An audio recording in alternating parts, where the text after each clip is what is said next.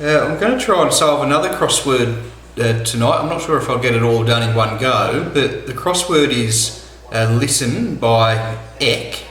It appeared last August in the Listener Crosswords series, which is a crossword which is published once a week, I think every weekend, in the Times newspaper in the UK.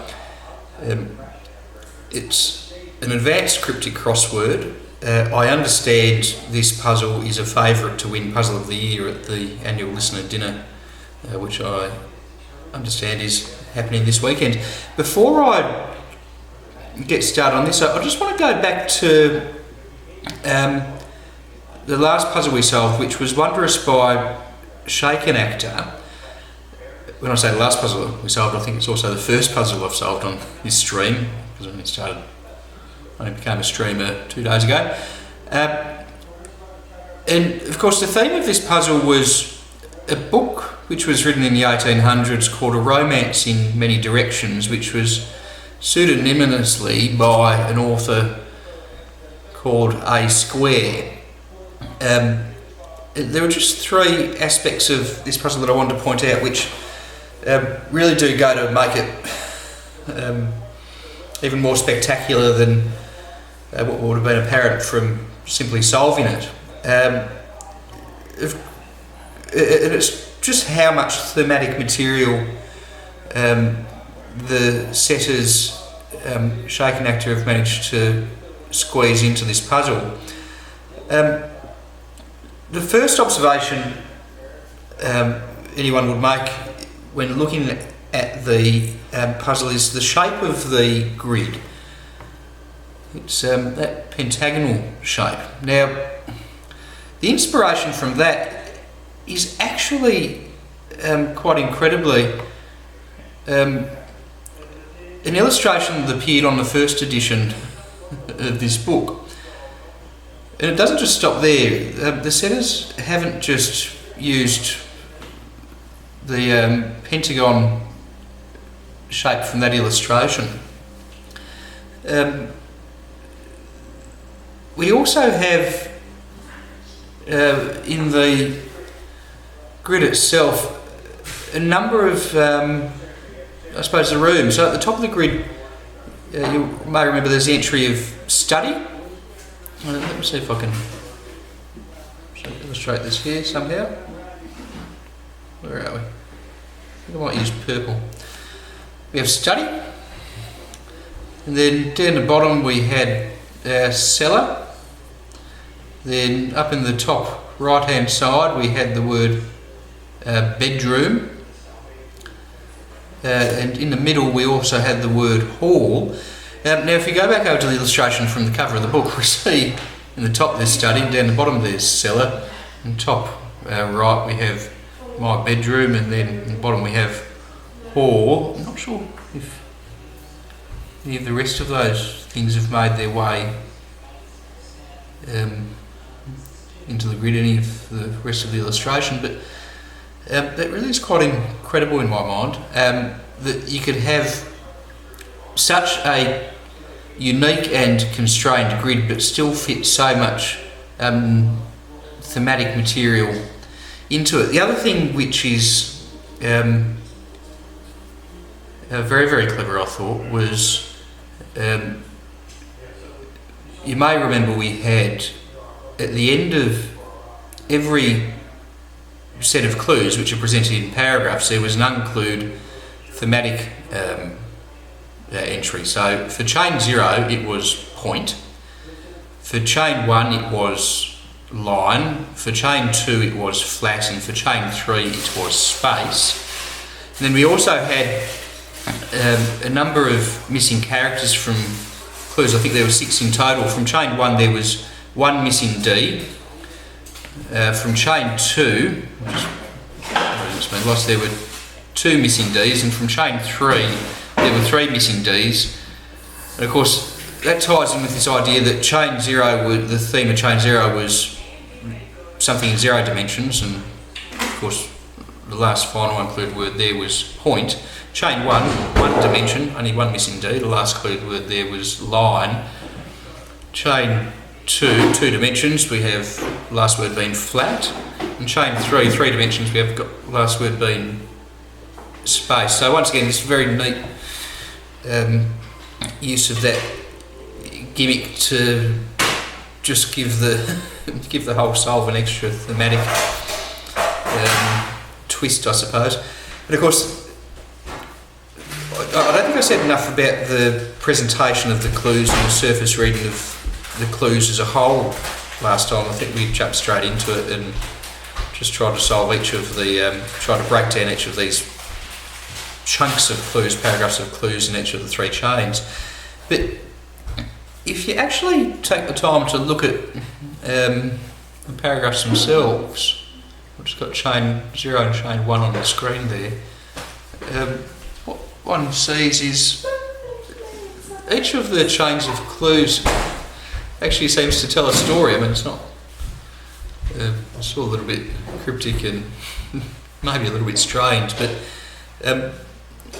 each one of these paragraphs is 10 different clues written in a way where it's not just one clue has a surface reading. Each of the 10, or all 4 sets of 10 clues combined, has its own surface reading, which tells its own little story, and I think that is just fantastic and something that just makes the puzzle even cleverer.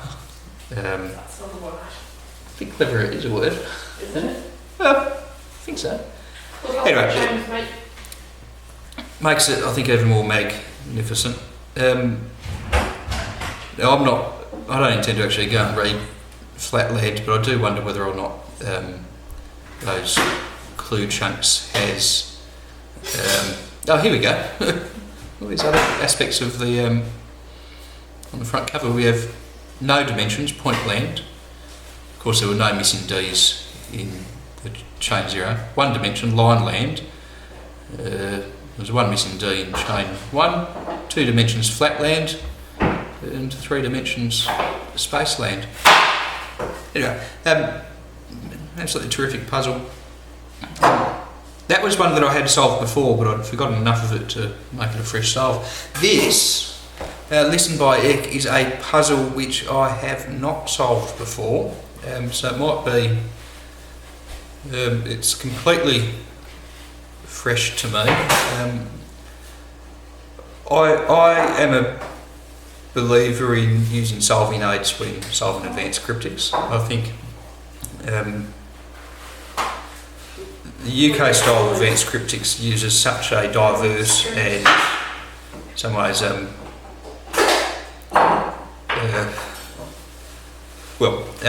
let's put it this way.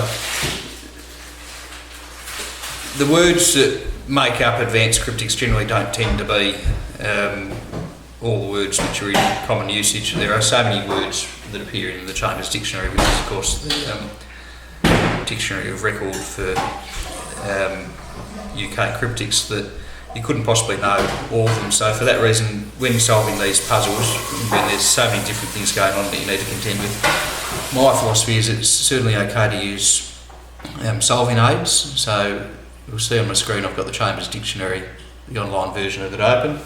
I also have the Chambers Crossword Dictionary, which is a little different. I've got this little book which I found, I think in a second-hand bookshop, or it could have been in a opportunity shop for a couple of dollars. It's actually from the 1950s. It's called the Chambers Crossword Aid, and all it is a list of an alphabetical list of various words grouped by the number of letters in them, so that can be useful. And I've got an Australian reference which I picked up a little while ago called, probably a decade and a half ago, called the Macquarie A to Z of people and places. I don't actually use that often, but useful to, I suppose, look up people and places, I suppose, which, according to its title, is everything it contains. So, let's jump straight into it. I will post a copy of this stream as a separate video on the YouTube channel later. Been laughed at. That's okay.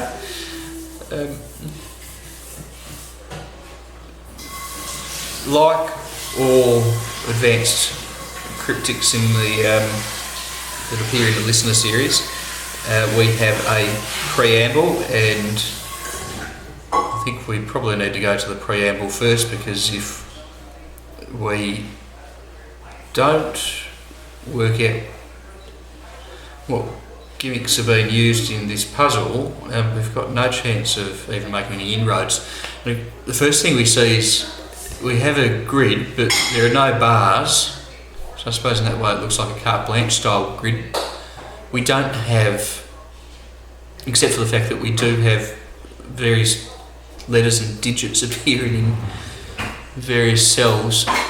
I've absolutely no idea what we're doing with that. Obviously they're references or pointers to something, but we might get a sense of what's actually going on from the preamble. So, preamble clues are given in normal order. It's useful to know, especially so the clues aren't labelled, at least they're in the correct order. Bars would have 180 degree symmetry but must not be shown.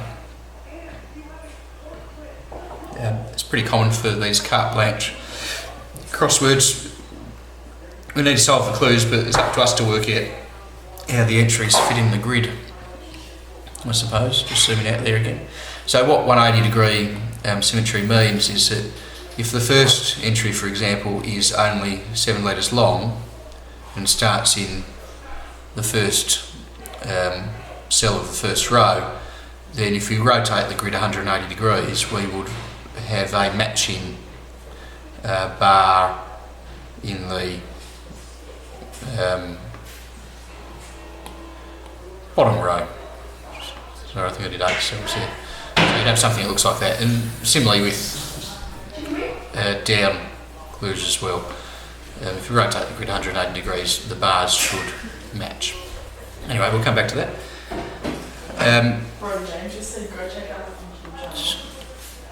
Going on. In 39 clues, a letter is misprinted. I'm going to highlight that and leave that in yellow because that's. And keep track of each. We're going to need to keep track of each of those. Corrections spell information about certain objects reshaped to fit in the grid, and hints for extracting a 9-word set of instructions from them.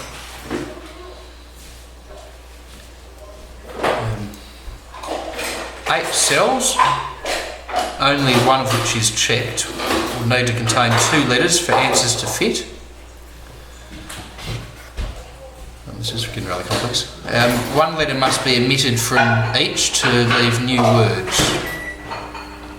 Now the omitted letters can form an object's name, and I'm highlighting that in a different colour because it's a different type of gimmick, I suppose. The remaining 10 clues need 1 to 3 consecutive words removed to enable solving. So I haven't counted up the number of clues, but if we have 39 clues plus 10 clues, then that must mean we've got a total of 49 clues, and we have 2 different gimmicks that affect all of them. So it's going to be useful to try and keep track of that. So one type of clue, the one with the misprints, we'll keep track with the yellow highlighter, and the one with the 10 other clues which need 1 to 3 consecutive words removed, we'll keep track of with the purple highlighter. 9 of the extras define an altered entry. Positions of the entries surviving letter in their definition. God. In clue order of the definitions. So the position of the entries surviving letter in their definition give word lengths for the above instruction set. The other extra phase is the home of all the thematic objects. I think we can worry about that at the end. Solvers must follow all the instructions, so obviously there's the end game once we work out what's actually going on and once we have a grid fill.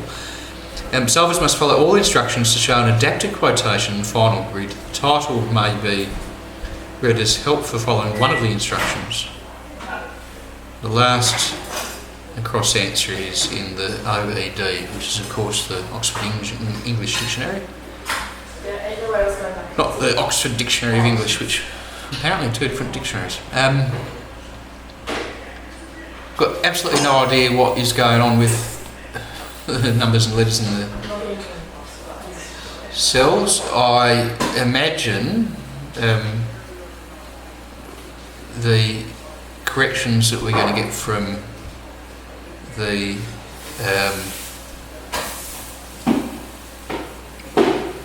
misprinted letters is going to give us information and maybe instructions to help with that.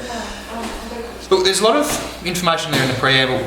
When you set out to solve these things, you need to sort of read the whole thing, but at this stage I think it's only those bits in yellow, green and red and purple that I've highlighted that we really need to be paying attention to, because we're not going to get to the end game before we've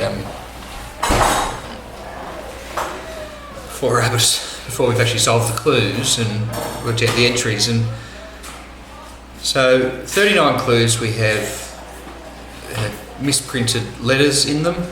We need to correct those letters before we solve the clues. 10 clues have 1 to 3 consecutive words that must be removed to enable solving. And then when it actually comes to fit in things into the grid, fitting our entries into the grid, we need to bear in mind that in 8 cells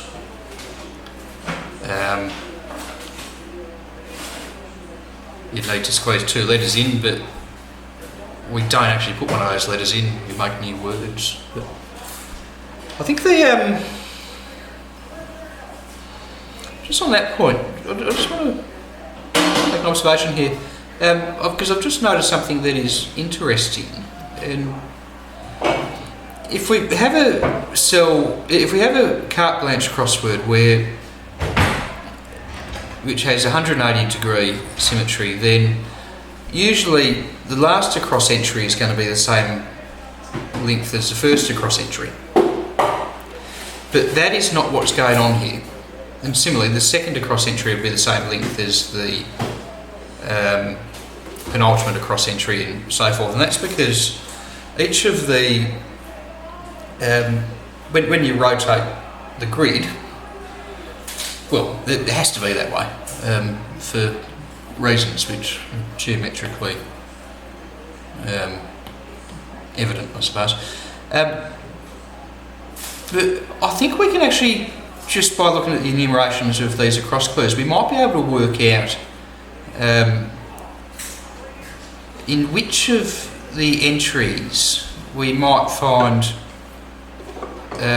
those cells that need to fit 2 letters. So we'll do that by looking for mismatches. So the first entry and the last entry, we've got a mismatch there. 7 for the first across entry and 6 for the last one. So if we're removing a letter to make it fit, then the first across entry must be one of those entries that has a double clue. So we have 6, 6, that's fine. 6, 7, here we go. So the third last one, once again, must be one of those entries.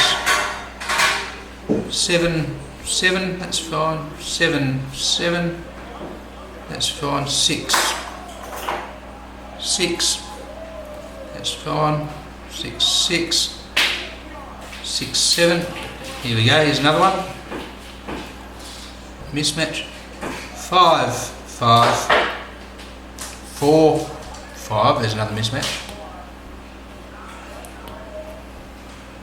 7, 7, in the middle. I'm just going to indicate this one. This is a middle clue. We've got a 6. So that's actually really helpful, because already we have,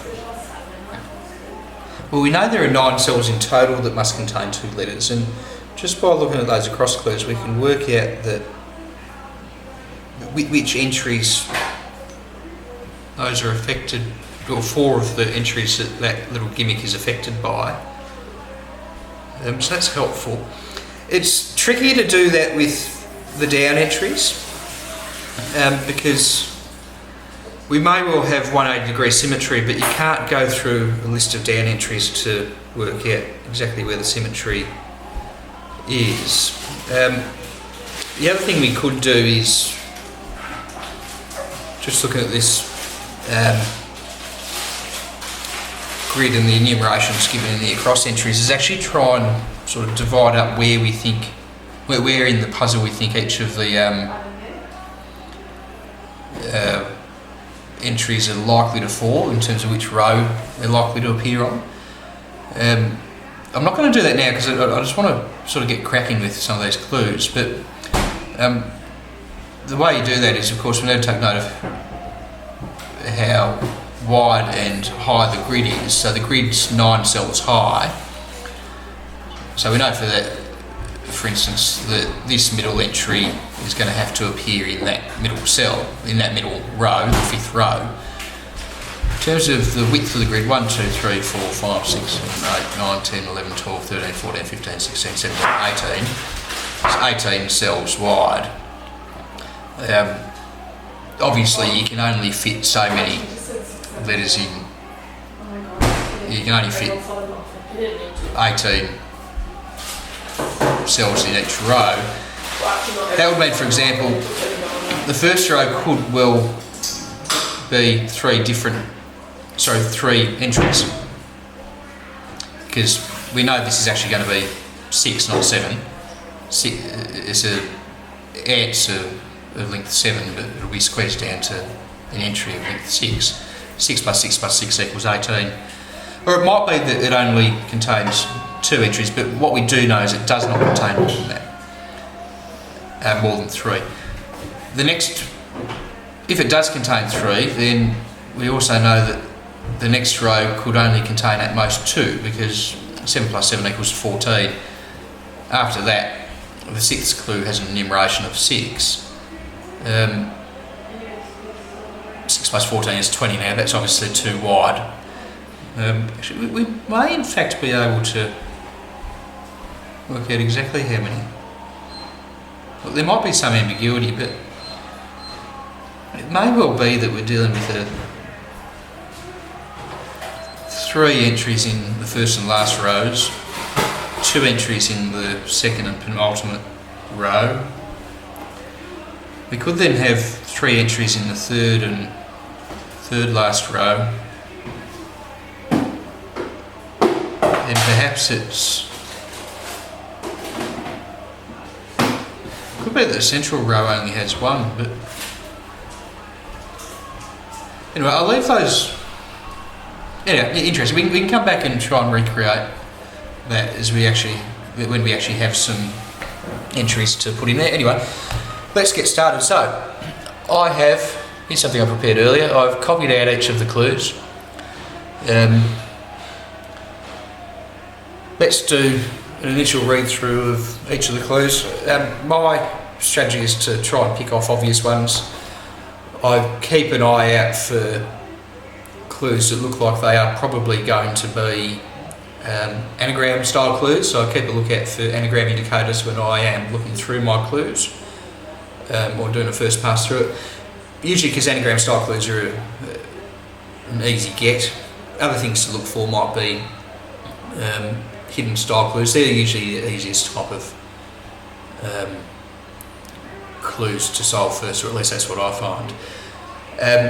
But we have the added difficulty here that we know that every single one of the clues which appears in this puzzle is affected by either that yellow gimmick or the purple gimmick, most likely by the yellow gimmick. So I need to take a look for, I think, missing letters that might be misprinted as we are going through the list of clues.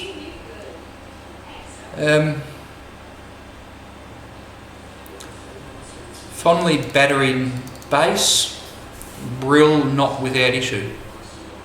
I mean, battering could be an anagrind, base can be used for the letter B. I'll show that here in Chambers. There we go. Base is commonly abbreviated to B. In fact, I wonder. That's going to be the first entry. I wonder. I know if that is an anagram clue, the B might not appear first. I was wondering if we could compare that to the first down entry and see if we could get to it. Brill. Not without issue. I mean, not without issue could be a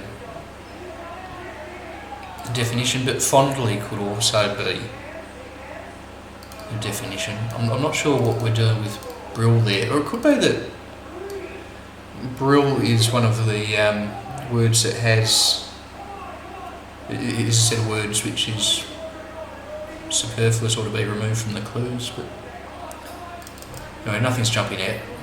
No there. Plant Catholic nurses left in front of Angus, and in front of Angus could be A. It could also be an indication that we're looking for a Scottish word for front, and that's the definition. Nurses could be various things. It could be EN for enrolled nurse, or it could be RN for registered nurse. It can also be a container indicator. So Catholic can be abbreviated to C. Left can indicate L. There's a few ways we could go with that. Once again, nothing's really jumping out. Not quite sure of. There's no obvious misprint there either, or letter that needs to be changed.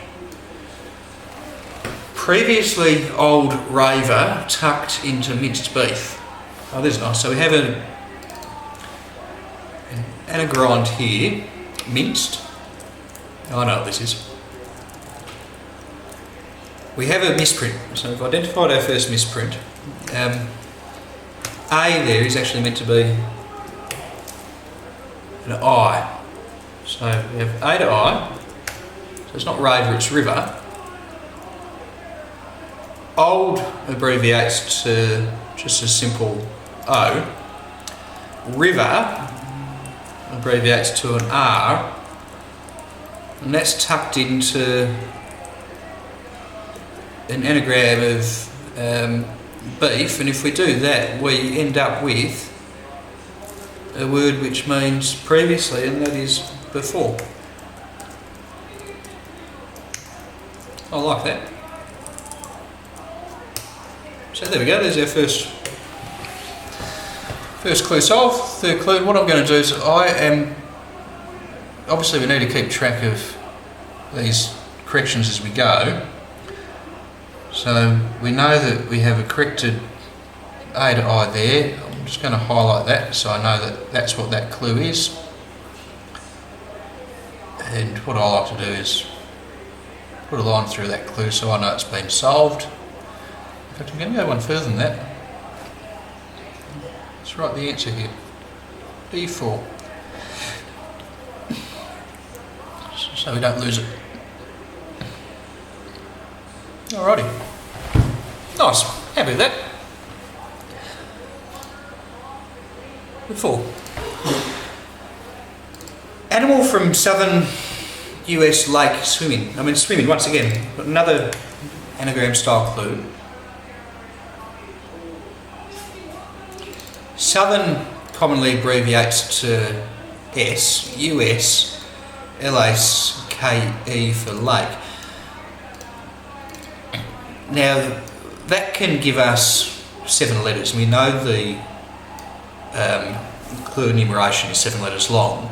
So if you see an anagram indicator in a clue and you can identify what the potential anagram fodder might be and it matches the clue enumeration, then it's probably a good indication that it's going to be a straightforward anagram clue. So I'm just going to get rid of that, change that southern to an S. You can always change this back if I'm wrong about it. Animal. So we're looking for potentially, we need to bear in mind that This could also be a clue which is affected by either of those gimmicks. Either it's got too many words in it or we have a misprint. Now, just looking at the structure of the clue, I don't think it's going to be one of those ones which has too many words in it, because you can't really, if it is an anagram clue, you can't really take much out of this. I mean, you could take the word from or the word lake out. That would mean that the anagram fodder, if you take out the word lake, for instance, anagram fodder would be from SUS. But I think it's more likely we're dealing with this. So we're looking for an anagram of an animal, I think, which uses at least 6 of these letters, because one of these letters might be changed.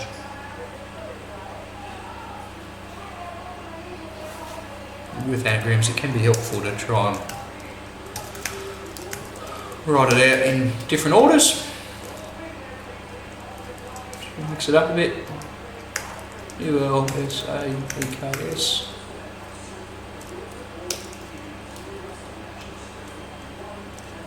I mean, if I was looking at candidates for letters to be changing, I mean, lake can change to take, make, bake, cake, sake.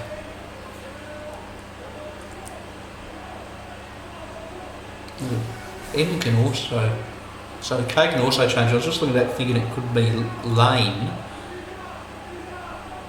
In fact, if we change, I think I know what this is. This is not an animal in the sense of the noun animal. I think it's animal in the sense of the adjective animal. Let me just check that, because if you change that K to an N, suddenly we're anagramming the letters of sensual, but let's just go back to Chambers Dictionary to see. Yeah, sensual is given as an adjective in the sense of brutal as a definition for animal. Very nice, I like that. So let's put that there. It's 2 clues in a row. Now that's probably going to be particularly useful. In fact, we have a couple of the cross clues there. So what do we, so just coming back to this puzzle here, we're changing the lake to an N. I like that. Sorry. Where am I? The lake, the K to an N. I like that. Cross out the clue because we've solved it. And I'll just make a note of what it is here. Essential.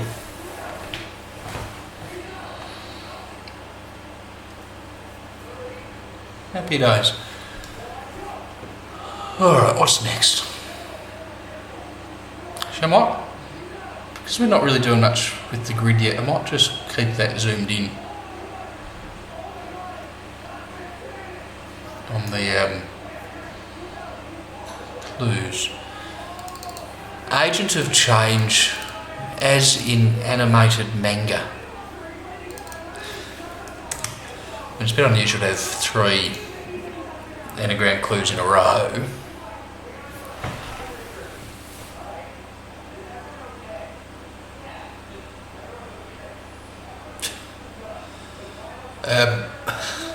And I was just thinking about, because I mean what we do have here is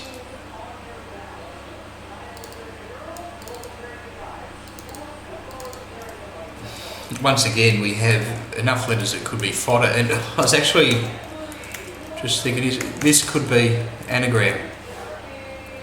Manga, the letters of manga are G-A.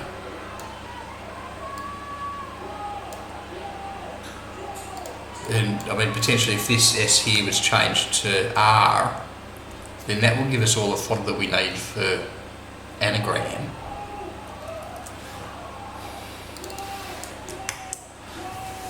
But in order to do that, because the A and the R don't appear together in the word anagram, that would mean that we'll need a changed letter here. So the definition would have to be agent.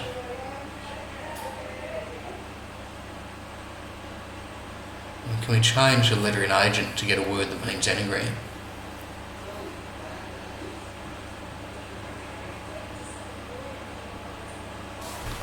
Not sure if we can.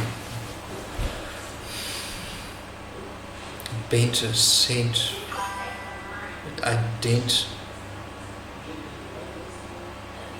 Just heard a ding noise. What is it? Somebody saying something to me?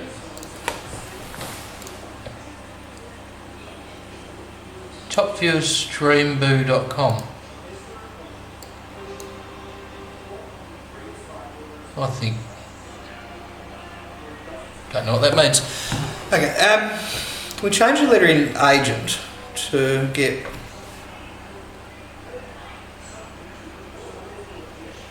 the word that means anagram. Oh, I don't know, but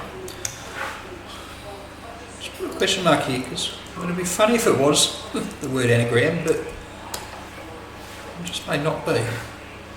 I mean, an anagram, funnily enough, is sort of like an agent of change in a way, isn't it? But I don't know. Just going to leave that there. We'll come back to that. I might just indicate what I've done here so I don't forget that. So change R in animated manga. So the word play, if we change the S to an R, makes sense. Just not sure of it until I confirm it. Actually, no, sorry, we already have a change. We already have a change. So there's not going to be another changed letter. It's just simply a question of whether or not an agent, an anagram can be described as an agent. And I just don't think it is. I'm going to look at the definition of anagram. The definition of agent. It's certainly not an anagram as far as I'm aware.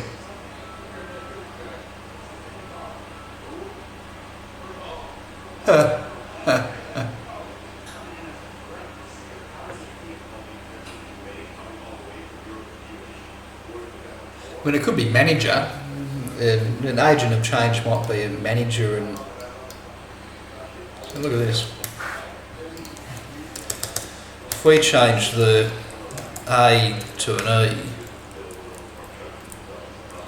then we have ER in animated manga, so manager. And that could potentially be an agent of change. But I think the problem with that being the answer is that a manager can certainly be an agent.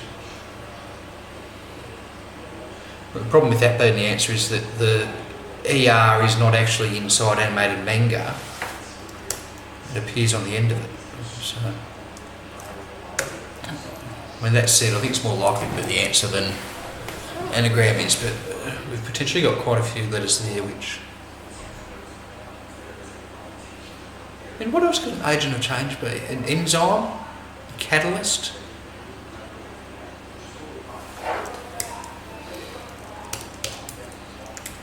Enzyme's 6 letters. Catalyst is 8.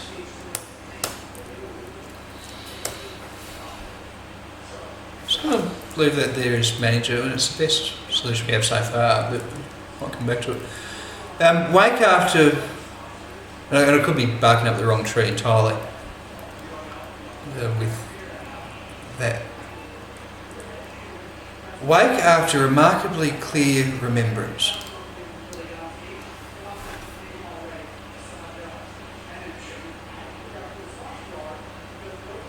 Wake after remarkably clear remembrance. Nothing's jumping out to me there. Sacking of main actors hasn't spoiled Star Trek's essence.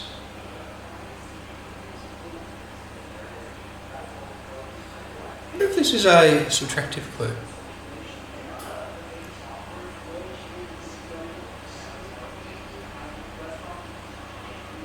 Sacking of main actors hasn't spoilt Star Trek. So I was thinking, essence might be.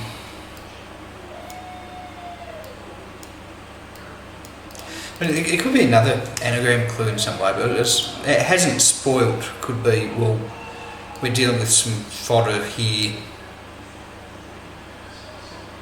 but you need to take out some letters from Star and maybe the centre of Trek for essence. We do have, so sacking of main actors hasn't, or it could be that we're subtracting the spoilt or the anagram letters of Star from actors.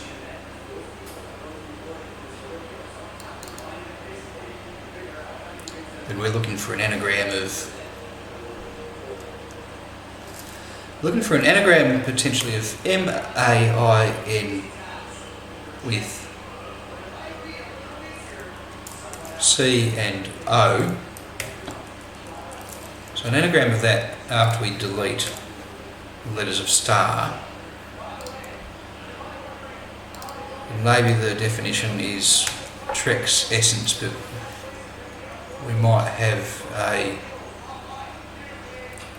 letter change there. I mean, one letter change might be K to E. So it becomes tree's essence. That'd be tricky. Let's see what happens if we just move those.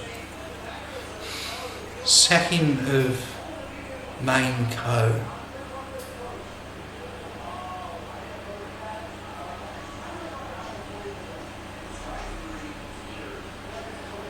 Domain. No, I'm not sure what that could give us. But I don't mind that. I don't mind that as a possibility for how that clue works. And we can, I suppose, come back to that to see if we're right about that. So, and a reasonably complex clue. But when you see something like Star Trek, I mean, Trek's just such a funny word that it's just such a good candidate for a word that's been changed to take on a new letter. So that the centre's able to spell out some message. Alright, provided pound for payment for droid. Provided could be so or if. I mean, droid, robot, automaton, payment, pound for payment. Provided. Pound can sometimes be an abbreviation for, I think, L. Let me see if we can see that in Chambers. Yeah, Libra, which is the sign for the pound sterling.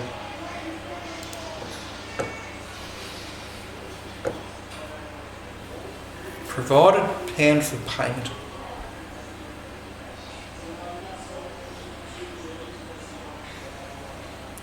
Fee if L fee droid sol fee, is that a droid? So L, no, we've got that 4 stuck in there, so that doesn't, pound for payment, so I'd have that 4 stuck in there. So anyway, I'll come back to that. I'm not sure if I'm passing it correctly. Dixie brother Earl's wild plans for Edmund. Wild sounds like an anagram. Indicator. Looking for something that's 5 letters in length. When Dixie brother, I mean, this could be one of those clues which, on the purple clues, which is missing, needs some 1 to 3 consecutive words removed. The reason I say that is because if this is yet another anagram clue,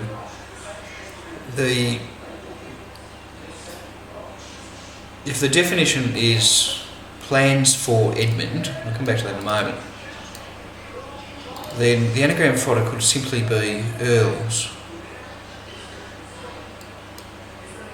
I'm going to run with that theory. Plans for Edmund. Now, Edmund, when we say that in these crosswords, is an indication that we are looking for a word which is, in fact, a Spencerian word, because the Chambers dictionary is not just the dictionary of record for UK cryptic crosswords or British style crosswords. It is also written by a group of people who are enthusiastic about cataloguing all the ways that Edmund Spenser spelt words wrong.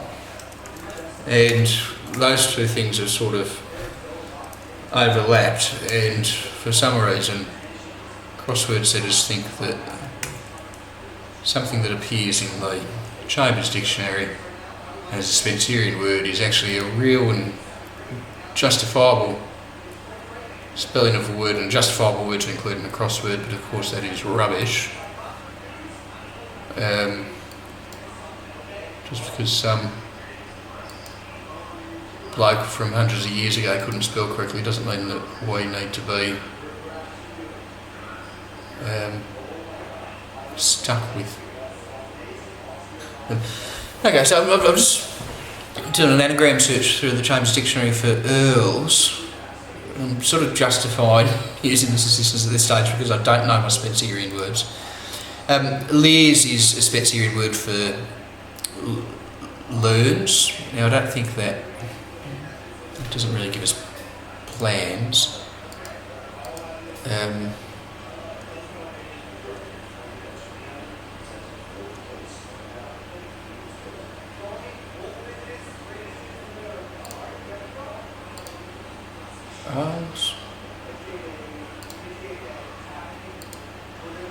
Lars, no. Lar is a Spencerian form of lair, L-A-R-E. Lair, is only in the first sense, is to lie in a lair or go to a lair, dinner or retreat. I mean, it's still not a plan, is it? It's a form of law. That's just something that's just so ridiculous about Spencerian words. So, I mean, the letters of earls actually anagram to two different Spencerian misspellings, lair and lear, L-A-R-E-S and L-E-A-R. Yes, I mean, plans is a bit of a stretch to define loons as plans. So, I mean, it may well be, I think I'm probably barking up the wrong tree there, unfortunately. So then maybe Dixie Brothers is actually part of the clue. I mean, wild plans for Edmund.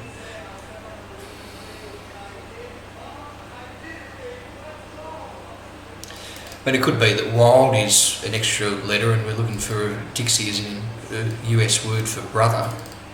Starts with, we need to read this as Earl, which is commonly abbreviated to E, has. Plans for Edmund, I'm not sure. Anyway, sure all will become clear at some stage. Impress, refuse to disfigure collage. Disfigure. I mean, collage is an obvious candidate for a misprinted letter because collage can easily be shifted to college just by replacing the A with the E. Impress.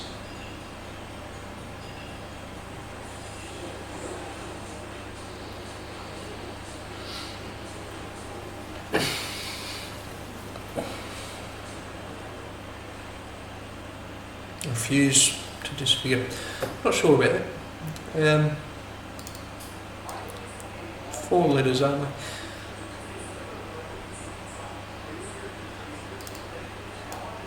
Impress, refuse. I mean, it could be. I mean, college can be abbreviated to C.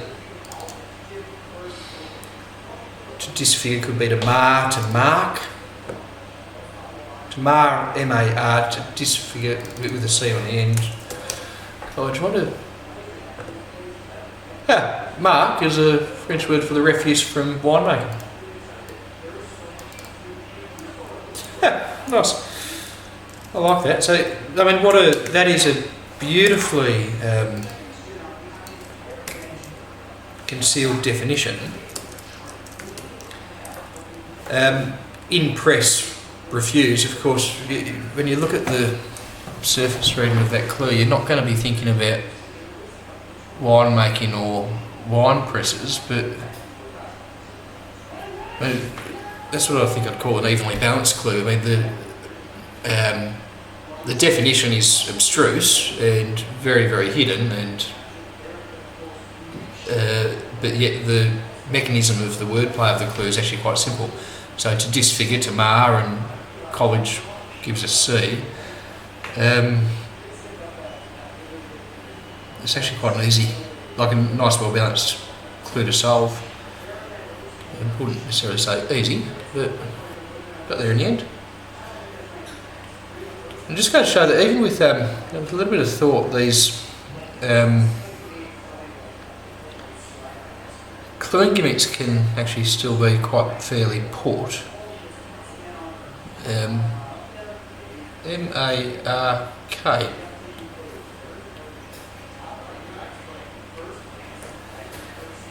Alrighty.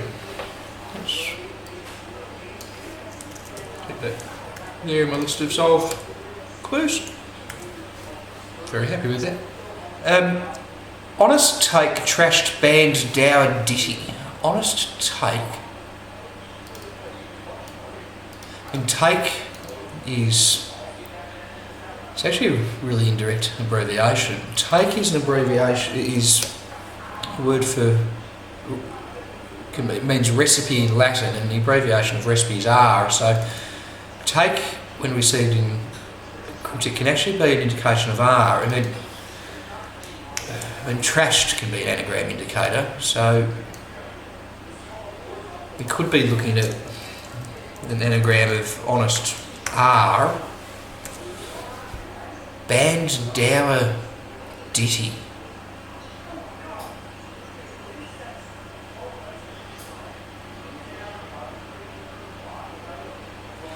I mean, that could be that we have letters missing, so we need to take words out of this, or it could be that we have misspellings, a misprint in the definition of the clue. I don't know. Banned, dour, ditty.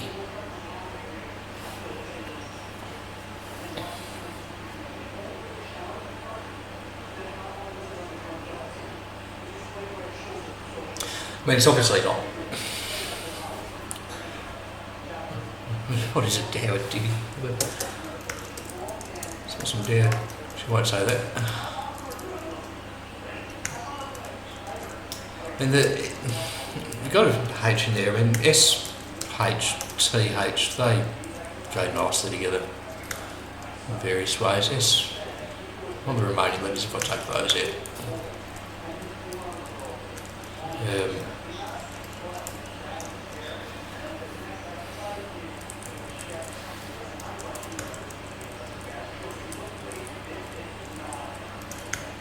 With thrones? Can get thrones out of there.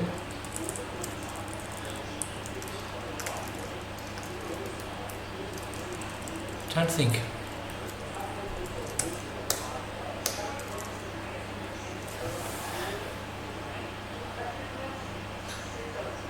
I'm sure there's, I mean, it's such a neat little letter combination that there's probably lots of letters that can be anagrammed from honest R.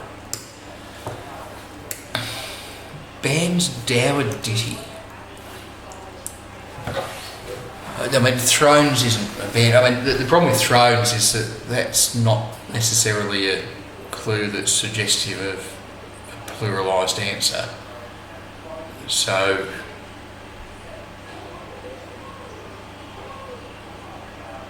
raison.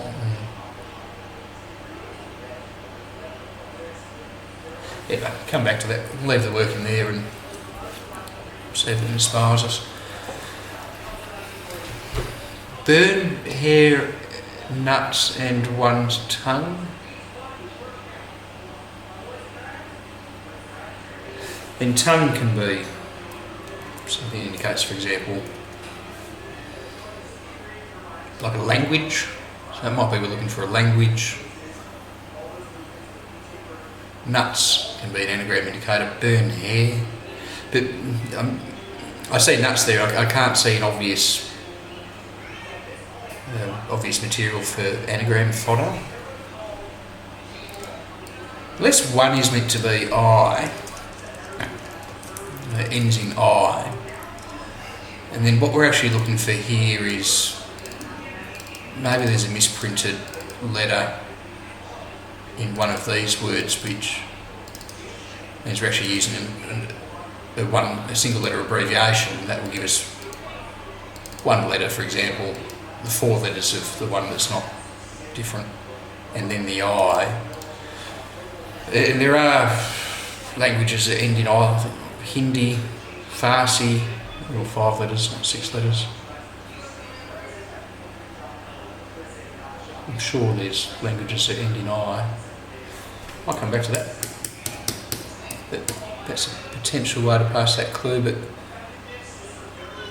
it would only be anagram plus I equals a language if we have a letter correction that changes one of these things. Actually, let's have a look at burn to kern, dern, noon.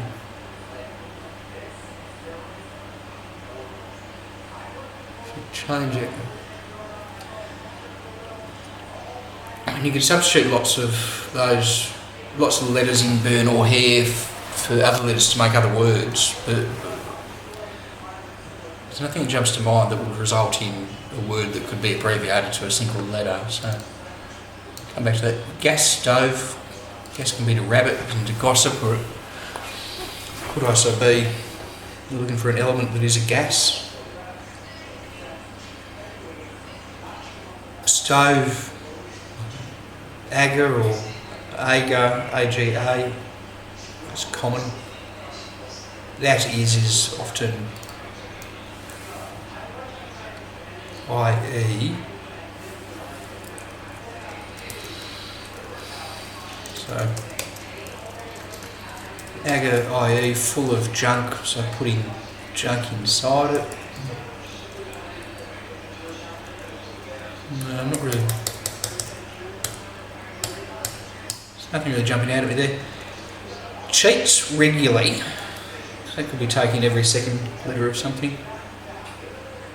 Cheats regularly could indicate that we take a C, an E and a T, or a H and A and S.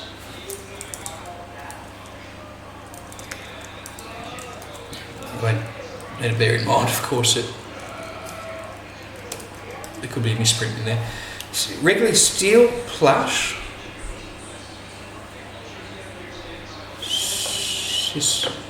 Cystacia. What sort of animal is that? Any plant of the rock genus, of shrubby plants. And that could simply be shrub, you know. I mean, could just be shrub.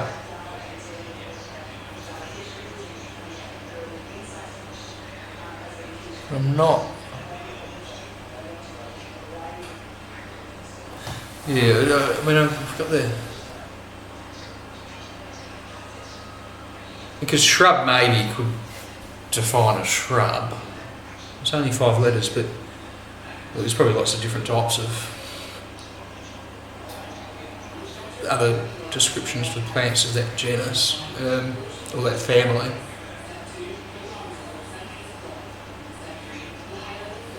And I can't see how you get shrubs out of cheats regularly.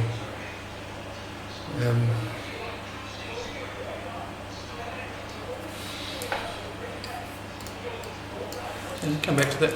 Not really making much progress in this one. We've solved 3, but it's going to be a slow solve. I'm not fed up with it, so I'm not fed up with it. No, this one's easy. Snarls gives us, there's a misprint there of snares.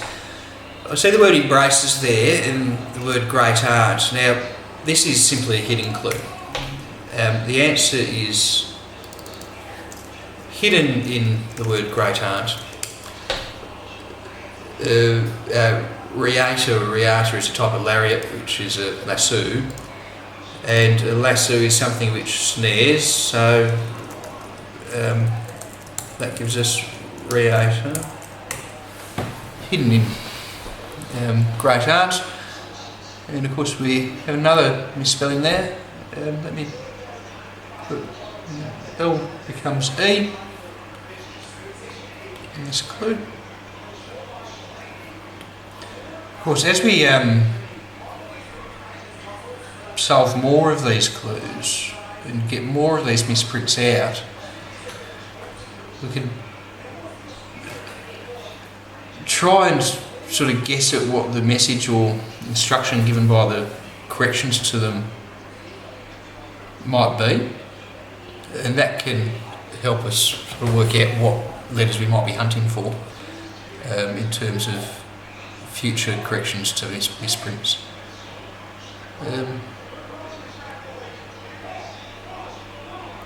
Let me just check to see if anyone's actually watching this. Expect the answer is 0. 0 people are watching my stream. That's okay. Alright, mate. I've got one viewer. Hello, viewer. Say hello in the chat if you'd like to. Or if you want to contribute, or if you have any ideas, or you think I'm missing something, we can complete this puzzle together. Alright, next clue. Rod entering lower government. Lower could be, like low is like a moo sound, so lower in crossword speak can be not something that means below, but it can actually be a cow, in the same way that the word flower might actually indicate not flower but flower, the verb for something that flows like a river, which is a little bit sneaky. A G can be short for government, so government can give G, so it could be looking for something in cow G. Rod entering cow G. Went post haste overturning Scotch. Went post haste overturning Scotch. Can't see anything there. Add gag to get a reaction, somewhat repelled. It could be like a reversed hidden clue, so somewhat could indicate that we're taking part of a slab of text, and repelled can mean reverse, so something goes back. When I've copied that, it's done it wrong, so what should that be? That should be a 6. Okay.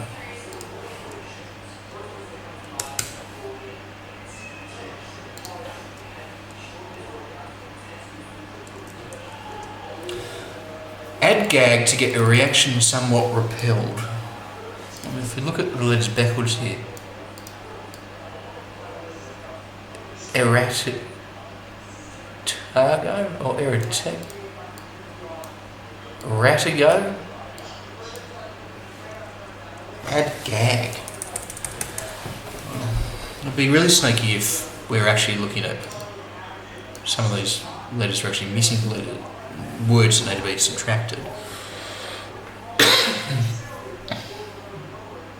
R-A-C...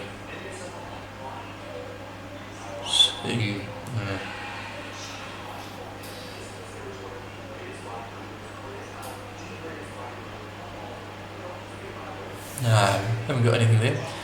Luminant stars back in, cloudy somewhat. And luminant could change to ruminant. Well, perhaps. Of course. Oh no. So ruminant. No, ruminant. An animal that chews the cud.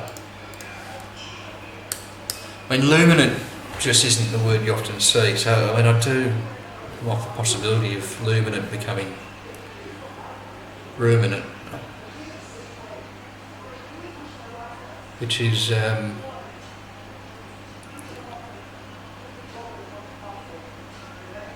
Chambers is full of ruminants. I just don't know what they all are. I'm sure lots of them have 6 letters. Star's back. Star could be name, back returned. In cloudy somewhat. In cloudy, that can be short for sea, or it could. The word cloudy can give sea. Stars could also be simply that backwards. But we're looking for 6 letters, and cloudy somewhat. I'm not sure. My ruminant knowledge isn't great. I'm not a ruminant expert, unfortunately. Anyway, come back to that. I arrange Saturday review no longer beginning before middle of April. And I wonder if the middle of April is the Ides. No, it's the Ides of March. I suppose Ides is middle, but middle of April quite literally is R. No longer beginning, so review not beginning. I arrange. I like the idea of a clue that ends in R if the definition is I arrange, because we might be looking for a noun of somebody who does something. I mean, Sack could be I arrange no longer, review no longer beginning. What could review no longer beginning be?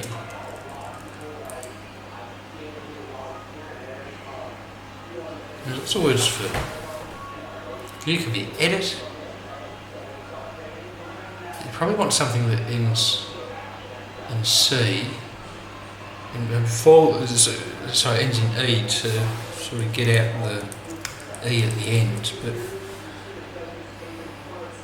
review no longer beginning before March. Because I wonder if you pass no longer beginning as just remove the first letter of a 4-letter word meaning review. But if that's the clue, then we don't actually have a misspelt letter here. So a misspelt word. So we could be looking for a 7-letter word meaning review, and maybe we've got an extra word because it's a purple gimmick, and the extra word is something like Saturday.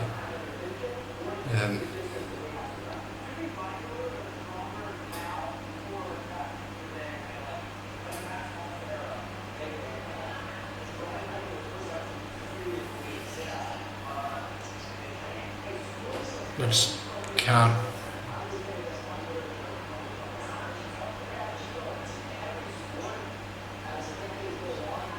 work out what. Yeah, anyway. I arrange it. I arrange may well be the clue, the definition. So it's lost. Doze off there for a bit. Cellmate.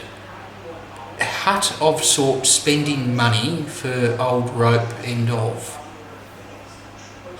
What? Cellmate.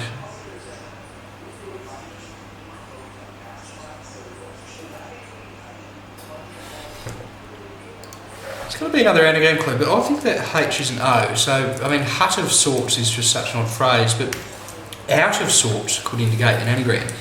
Then spending money can give M, so they could just say, let's delete the M from the anagram fodder and treat this as the anagram fodder.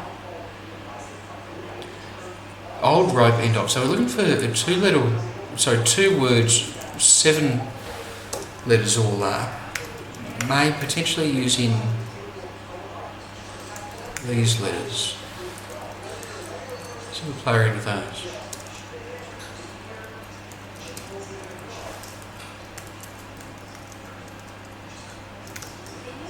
Lacelet? No.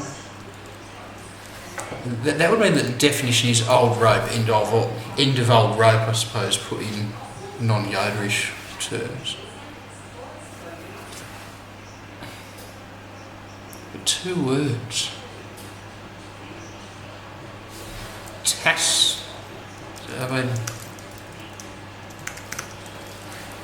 And tassel, it's not 2 words, but tassel might describe a rope. Look, I think that may well be the sort of what they're trying to get, what X trying to get at with that clue. So I might sort of leave my work in there and come back to that, because that passes very nicely as a clue if the H changes to an O and we're just looking for an anagram of ETASELL,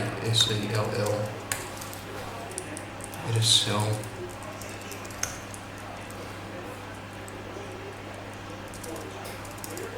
Like saillet, tell sail, old rope, end of old rope.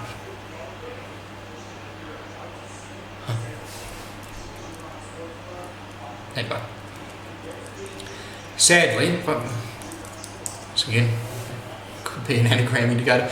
Old Liberal, Ed Mary Butchered, which is another anagram indicator. Chine. I don't know what the word chine means. Piece of the backbone.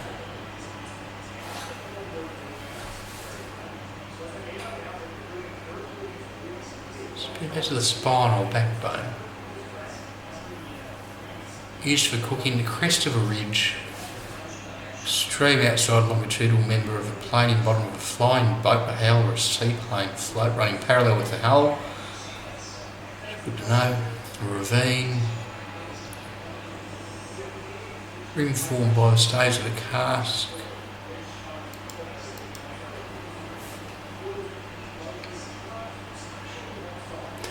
I don't know, it's almost as though it's... I mean, old and liberal can give O and L. And I wonder if this is one of those clues where we simply need to take out a word rather than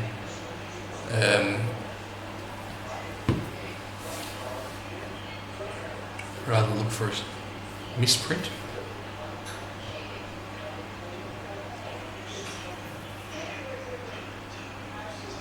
Because if we took out old or liberal, we would potentially have enough anagram fodder if it's either an anagram of O for old and Ednary, or L for liberal and Ednary.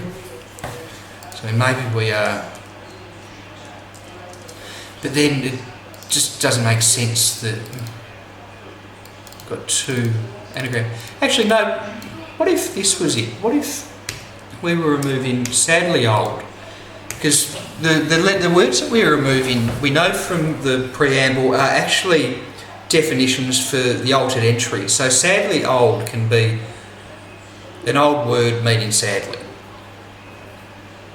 That can be a definition, 2 words that define an old word meaning sadly, which would mean that we only have 1 anagram indicator, and that would mean that maybe it's the letters of L for liberal and Ed Nary, which we're butchering to try and get something which means chine. I'm looking at the Chambers definition of chine. I mean, it defines a few very different specific things, like a piece of backbone used for cooking, crest of a ridge,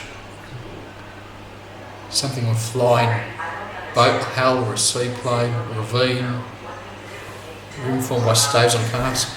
I mean, I don't know anything about any of these things. I don't know anything about cooking. I don't know anything about anatomy. I don't know anything about seaplanes or flying boat hulls. I know a bit about boats that don't fly.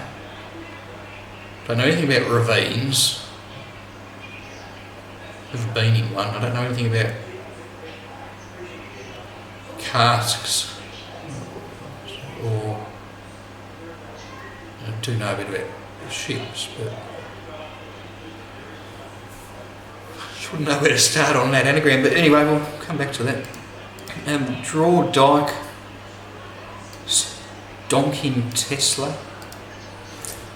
But Tesla can give the letter T, and I mean, stonking is such a strange word that I wouldn't be surprised if it's actually stocking, and it's an indicator that we need to put T from Tesla into and, or a word meaning and or dyke. I could well be wrong about that, because it's not quite clear how that clue would be passed otherwise.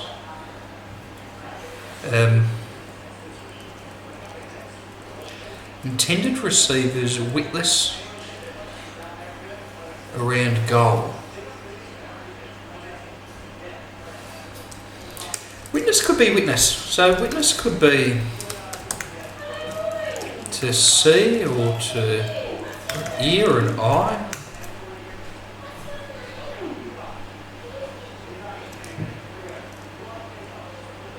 So I can't think of any words that mean witless, which obviously, sorry, I'm probably not talking as fast as I'm thinking with this. The reason I'm going down this path is because around indicates that it contain a clue. So witless around goal, and I'm thinking goal is usually something like aim or end. So I'm wondering if I can't think of it like a 3-letter word for witless. So I'm wondering if it's actually meant to be witness. We're looking for something like see, hear or eye, like a 3-letter witness around aim or end. Intended receiver. Oh, yeah, no, that's exactly what it is. Look at this. Intended receiver is a C around an end, which is of course a sendee, which means that I'm absolute. This little hunch was spot on that it's not witless, it's witness, which gives us a 5th clue solved. Now that's taken some time, but I think 5 across clues on the first run through. I mean, I'm not the fastest solver, as you can probably tell, but it's not a bad harvest for just our first run through. So I think we do have enough there to think that we can probably we're probably going to make good progress with this puzzle. Well, we may well be able to get to the end of it, which is, I suppose, the point. That's why we try and do these things, isn't it? Isn't that why you solve crosswords? Okay. Can we get a glass of water? Or soft drink? What's that? You're making popcorn? Am I? Oh, we got popcorn? No, we're having dinner soon. We don't have popcorn? No. No. I'm just going to get straight in then. Okay? I'm going to get streaming then. Okay. Such a minute. Alright.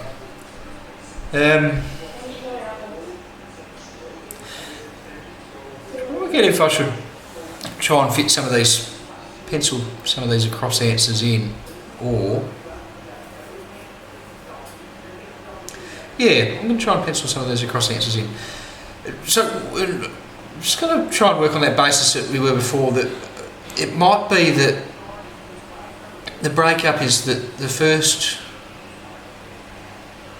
and the last columns have 3 entries in them each, but the second and penultimate only have 2, and that might sort of let me try and get some provisional entries in. So Sendi, that's the last one. Let's pencil this in red.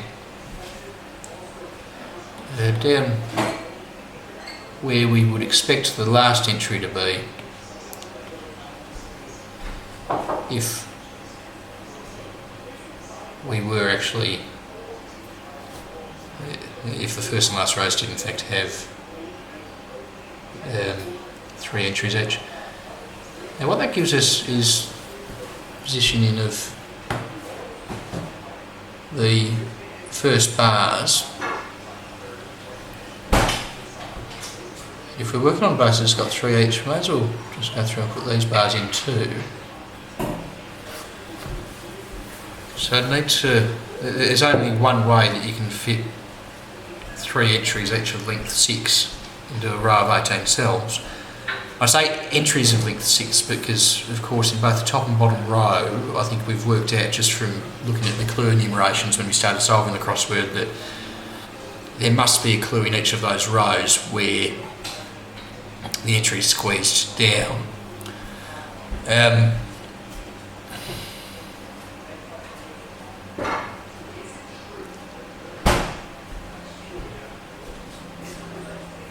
So we have Sendi on the bottom, and the third entry would be before. Put that in the top. After that we have central. Now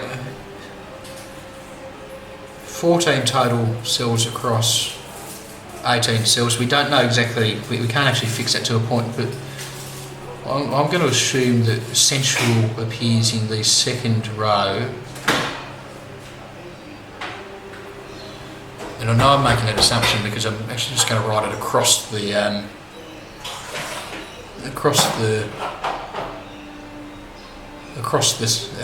cells rather than into cells, and that'll just be a reminder for me that I can't actually do much with that yet.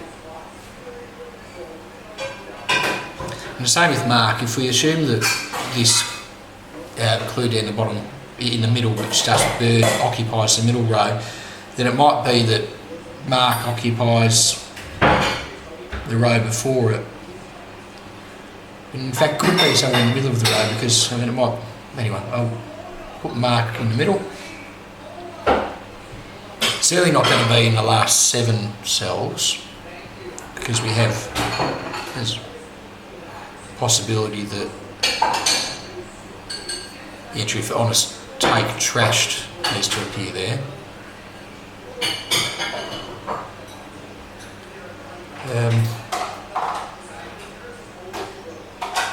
It might be that Reata is thinking out loud.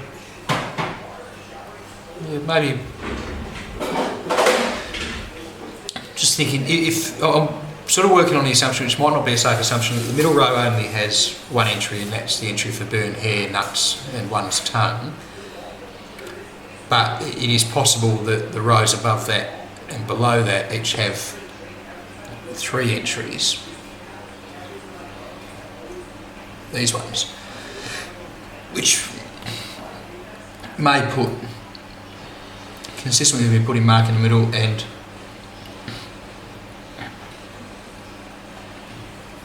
re-added towards the end of the row below the central row. And they're reasonable enough provisional spots, I think.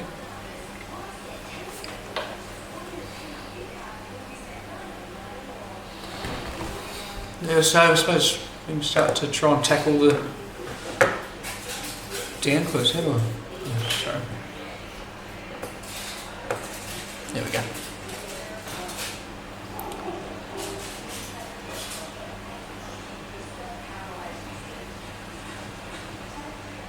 All right.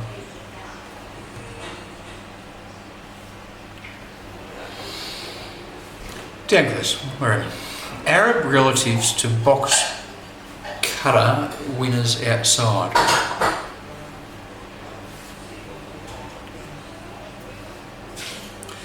An Arab is a horse, so I think Arab Relatives is looking for something that's like a horse or a type of horse, or a relative of a horse. Q is the IVR code for cutter. By IVR code, that's of course the International Vehicle Registration Code, which is a strange little esoteric code which seems to have made its way into the Chambers Dictionary. I don't think it's actually used for anything except number plates. A more modern version, I think, would be domain names, domain name codes, but they don't seem to have made their way into Chambers yet. But that does, the fact that we have a Q there suggests that we want to put Q into something. So Arab relatives to box, Arab relatives, so maybe relatives of horses, donkeys, or goods to box cutters, so something going around Q maybe. Or it could be that we put winners around the outside of Q. This might be one of those clues where we have, I can't see an obvious misprint, so it may well be one of those clues which has some extra words that we need to remove. And I suspect those words could be either to box or outside.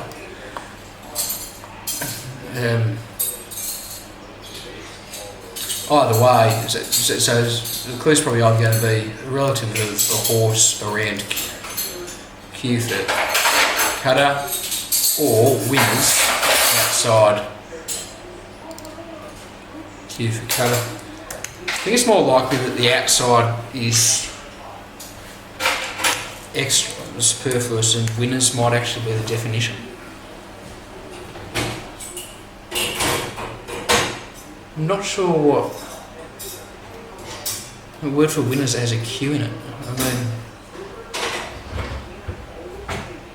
conquerors, but I mean that's not 6 letters, it's much more than 6 letters.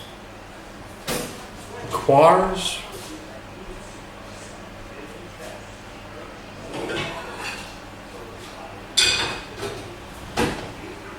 Yeah, I'm not sure what that is. Come back to that, but wouldn't be surprised if it's a clue with extra words. Department, common indicator for the letter D. Bid to get nothing cancels Easter. Bid to get nothing. Department, bid to get nothing cancels Easter. Bid's an offer.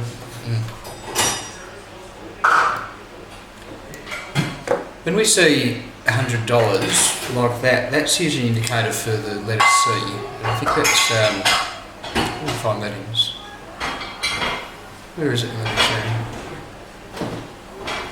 Yeah, North American slang for the sum of $100. I've never seen it in a while, but according to Chambers Dictionary, it's something that exists, so makes its way into crosswords. C in charges for Canadian flags.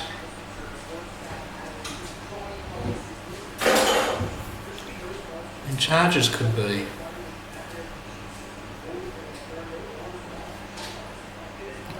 underlings or irons.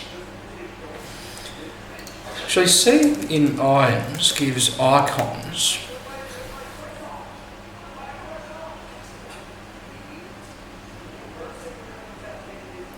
If they can be defined somehow as Canadian flags, maybe with a misspelling. We're going to search icons.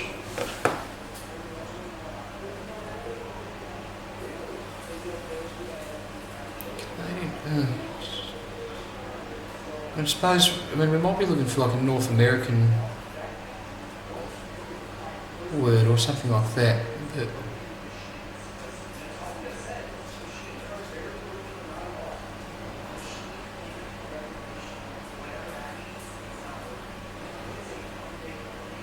Yeah, I just don't see it, but I mean that's a possibility for what. I mean, an ion is loosely a charge, I suppose. An ion's a charged particle. I mean, charges can be other things as well, like rams to charge at. Could also be that charges is a misspelling of changes.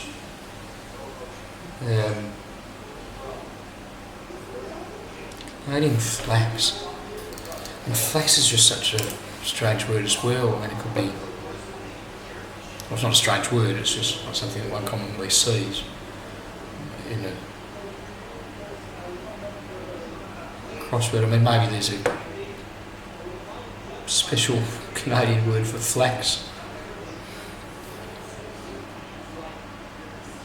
And I'll come back to that. I mean, icons would be neat, but it's not correct, it's not correct. Actually, we do actually have a bit of feedback there that we could...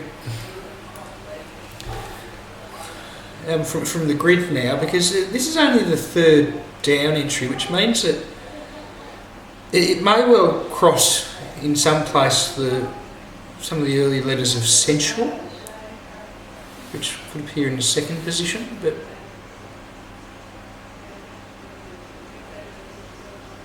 C in charges. I mean, charges could be sun, scones, skills. Yeah, I'm not sure. Anyway, group of cello players. That could also be a group of cells, which could be a grid. Filing in grant. So players finally could be, give S. Well, the definition could be group of cello players. I'm just a little bit suspicious of that being the definition.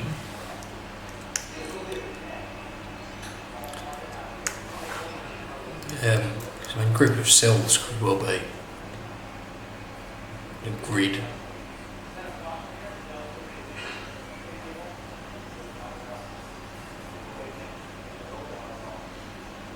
Filing in grant. Or it could be, no, sorry, it's not filing, it's filling. Players finally filling in grant. Well, finally could indicate the end of players going into the word for grant, or it could be the end of cello and players going into the word for grant, or a corrected word looks like grant.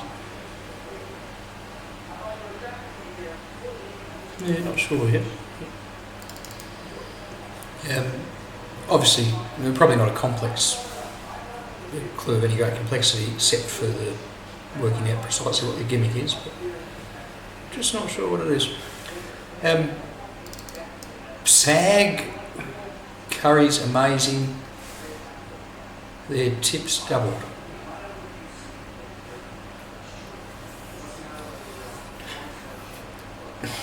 I mean, sag is a potential, an obvious candidate for a potential misspelling, I suppose. Sang, or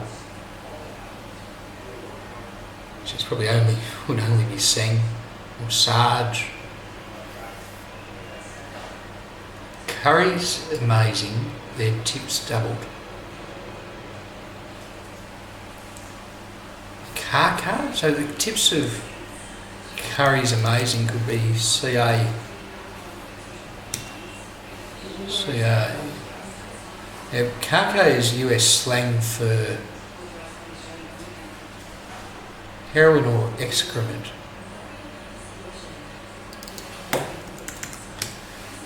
I wonder if you can change a letter in SAG to get slang for heroin or skag. Skag, SC, or could be SKAG, is also North American slang for heroin. So Kaka, so their tips doubled. Curry is amazing. Tips of that is C and A doubled. Kaka gives US slang for heroin. Skag, which is either SKAG or SCAG, gives you also a word meaning. North American word for heroin. That's good, that's interesting. Let's put that in. I mean, we're not sure of whether or not it's a C or a K, which is the corrected letter. That's okay, we don't really need to know that yet because that should take care of itself once we work out the rest of the message that's given by those corrections. Now that's the 1, 2, 3, 4, the fifth. So kaka is the fifth down clue. I wonder if we can try and work out where that might appear in the grid. 1, 2, 3, 4, 5. I suspect it's, I mean it could well, the second letter of kaka could well match up with the A of central. So what I'm going to do is I'm just going to move this over a bit. So in the fourth letter could match up with the A of mark. Potentially. So I'm just going to move those things over because we don't quite know what their precise position is, and we don't even know if I'm right about this, but let's just be self. Let's just see if we can try and fit some of these words into the grid as we get some of these answers out. Light infantry against browbeating celebrity. Well, celebrity can be star or name. I think light infantry can be abbreviated to LI. So LI, light infantry, LI against browbeating.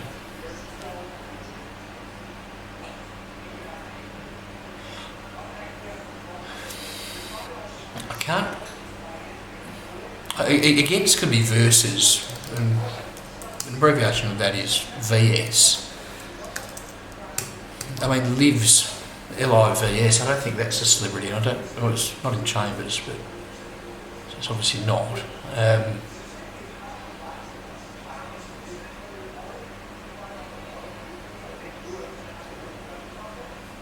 And that could well be a clue where, I mean, against could,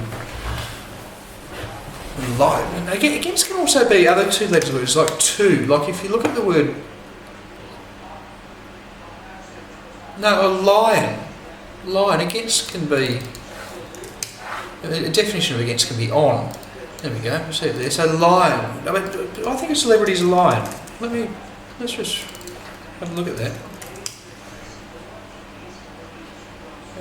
So the lion of a particular field.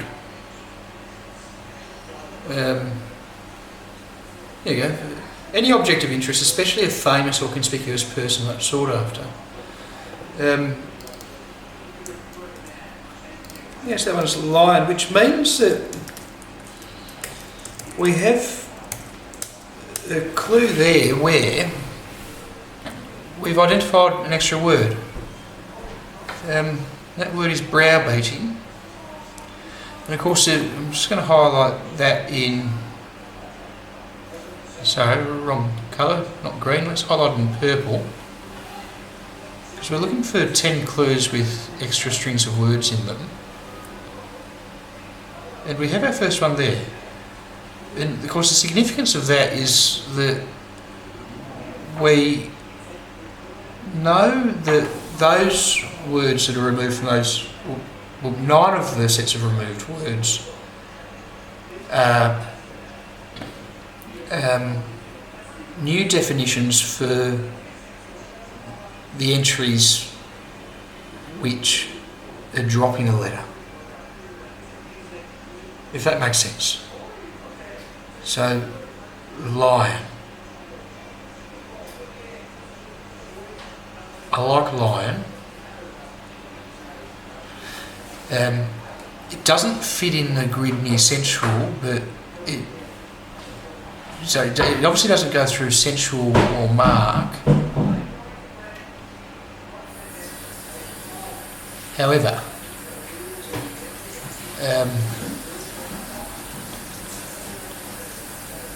might be that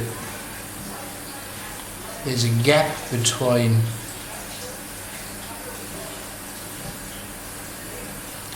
kaka and lion. So I'm just shifting these around. So I'll lose track of them. If kaka goes through sensual, then there might be a space between them. So I'm just going to sort of put them in my grid like that for the time being.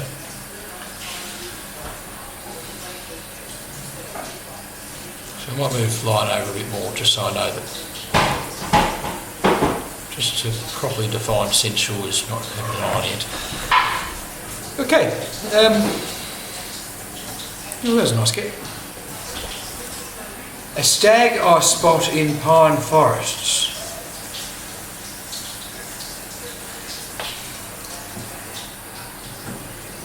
A stag I spot in pine forests.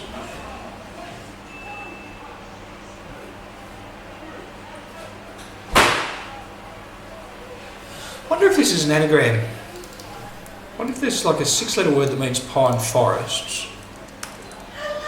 And the anagram indicator is a stag eye, and the reason I say that is because spot could change to shot, which is an anagram indicator. And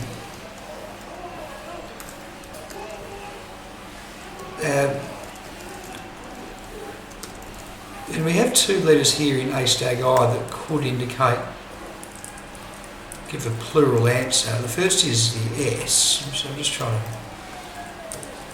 just putting this in some sort of combination. The second is the I.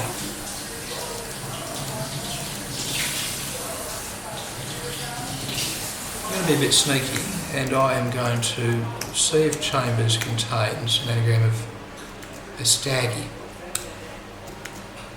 It does. Tigers.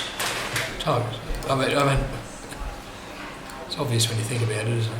I sort of, if I spent just a little bit longer staring at that clue. Is it Tiger? Tiger, I'm not sure even how to pronounce it. If I spent a little bit longer staring at that clue, I'd like to think I would have got that. I'll put that in there. We have, very conveniently, another corrected word there. And we can cross out that clue. Which is nice because we can see the progress we're making. It's just occurred to me actually, I might not cross out these clues, because if anyone's watching along and they wanted to have a look at the clues that have been solved, probably not going to be able to see them. I'm working out what the clues are. And I think even with these extra letters it's probably not helpful, but I might just leave those until I can think of a better way to do that.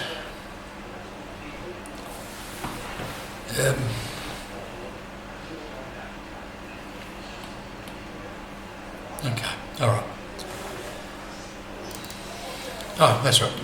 I want to try and work out if we can.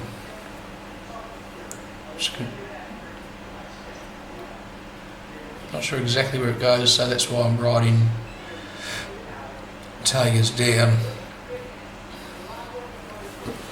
the middle of the cells.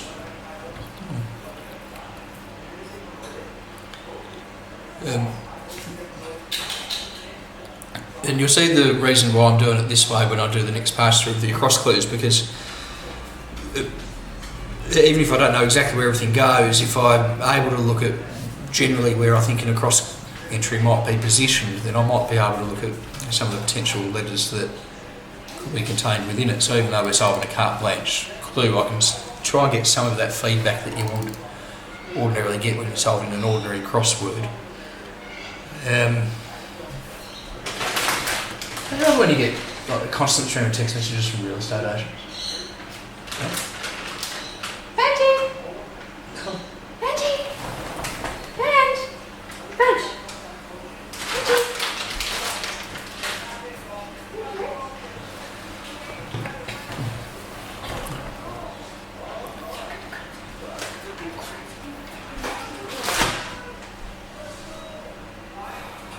See you right?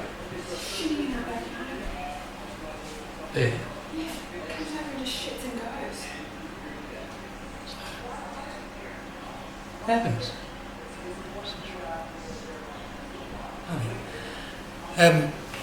There's Benjamin. He's really good actually. Not sleepy after the tablet. Yeah. Up and about drinking. I haven't seen him wee. We need him to wee before. Hasn't pooed yet. Right. Does he seem a bit high? No. It's pretty stationary. He's what? Pretty stationary. Yeah, he's not dashing about. Yeah.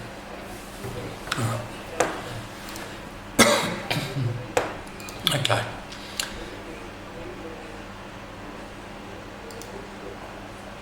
Where are we up to? Fuddle.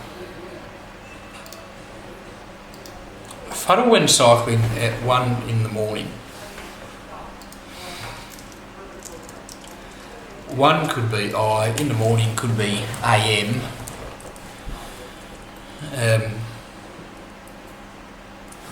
At could be T, or it could be something else there.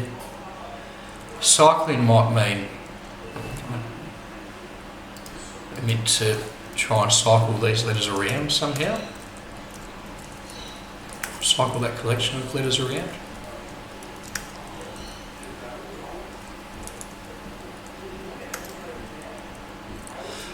I'm just sort of going through it and trying to work out as I cycle, and if I change the A or the T, do I get something that might cycle to a word meaning fuddle? I'm not sure if I do. At least. Anyway, that could be how that clue is meant to work. NY loads, short of use,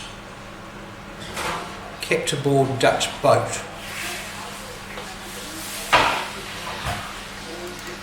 NY loads, that could be indicate we're looking for an American word for loads. Short of use, kept aboard Dutch boat. So kept aboard could be, let's put something inside something else. I'm just not sure what a Dutch boat is. I like boats, but I don't particularly like the Dutch.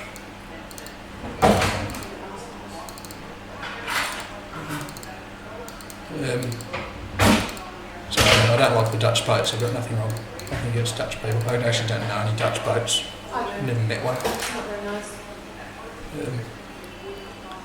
View heart of butterfly. So heart of butterfly is E. Once related to moth. View could be seen, could be, and once related to could be, might be that we've got a misprint here in moth. That's probably a good candidate for a misprint, but not quite sure where. Not sure where that. Shrine number on plate, say, born by recto.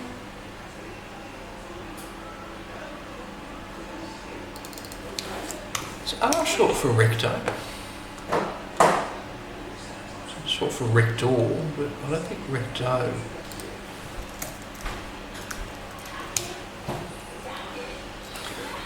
The right-hand page of an open book opposite to verso. I think there's an abbreviation for it. Nice. Not sure if there is. Cucumber? Yeah. Born by rector. Shrine number on plate, say, born by rector. Does that suggest that we're actually looking for an abbreviation that goes? And born by suggests that the abbreviation for rector is holding something being plate or. Joe, you haven't moved from the step. Would you like some help? I mean, born could. Oh no, it's not born in that sense. Anyway. So much is poetic direction. A poetic word for a particular direction, like north, south, east or west. So, I wonder if south is S-O-U a poetic word for south? No.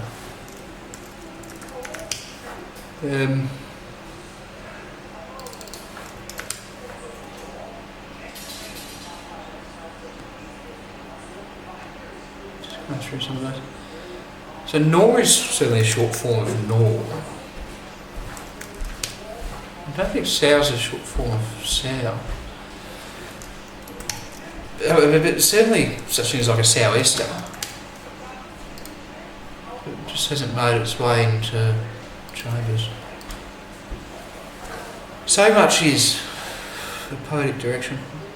Anyway, I suspect that's probably not going to be too tricky when we get to it. Miss Sweden, I think Sweden can give S. I think the IVR code for Sweden is S. There we go. Find that there in Chambers. So a word meaning miss, perhaps, or miss could be the definition. Sweden has 8 ingenues initially. It could be EI or SHEI initially. Entering, some of them are slender. So some of them are slender. It suggests that we could be looking for a pluralised word with S from Sweden at the end.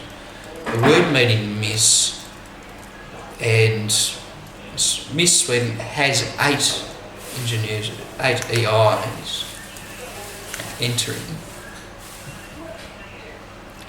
Some of them are slender. I wonder if we're looking for EI in a word meaning miss with an S on the end.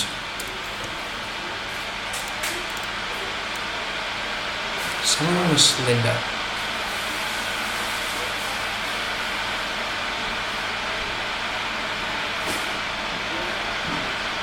Not sure what that could be.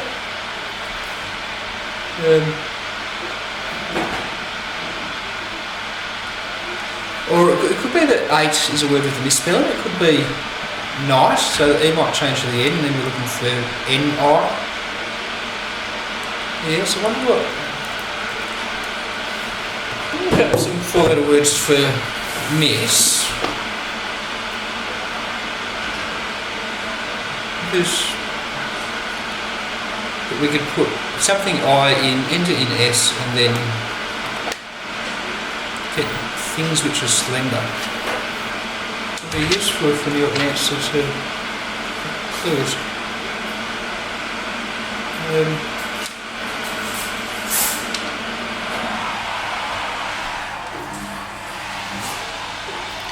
This could be the beat. Blow,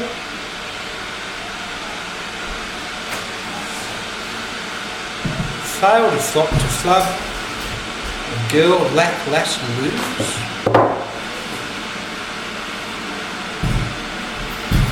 the nieces, no, maid, gazelle, muff, need,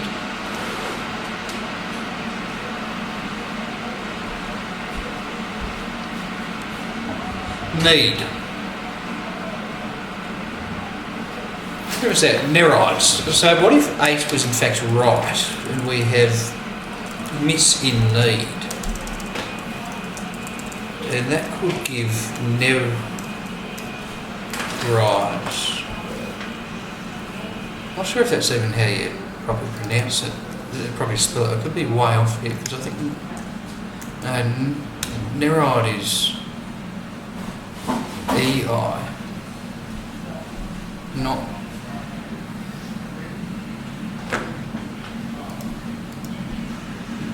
RI.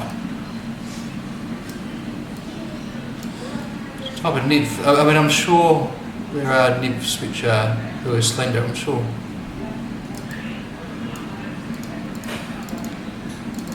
you know, we don't get near odds anyway, so. What else are we looking at? Omit, skip, slip,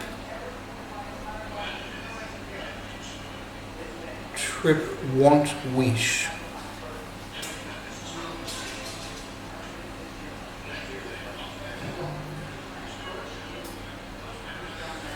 Yeah, nothing obvious pops out to me, but that could well be the answer to that. It might be that we have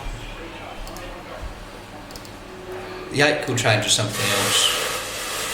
We have a word meaning miss plus an S, and that is what the answer is. I'm just going to leave that working there because that could be how that clue's pass on it. Romantic knows when to take longer time.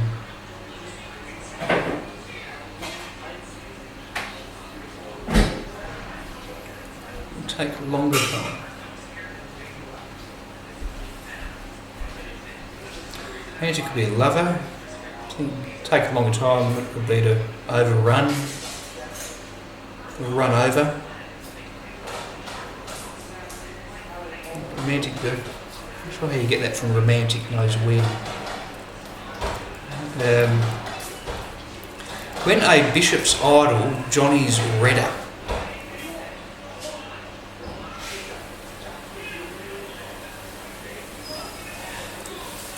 I wonder if this is a substitution clue. So the idea is that you have, when you change B for bishop to something given by this in a word meaning Johnny, you get a word meaning redder. I'm just trying to think, I think idle could be a misspelling of isle, and I think isle can be, isle can give I, so maybe what we're looking for here is a word in meaning Johnny with I instead of B. Maybe that could give a word for Johnny is slang for a condom.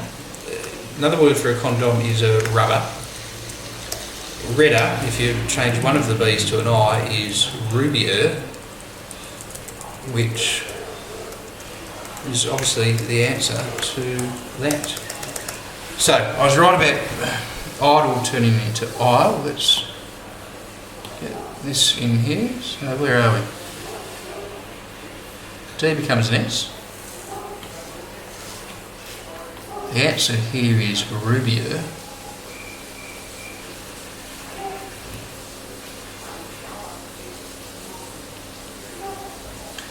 Now I think we're sort of we're far enough down the downs that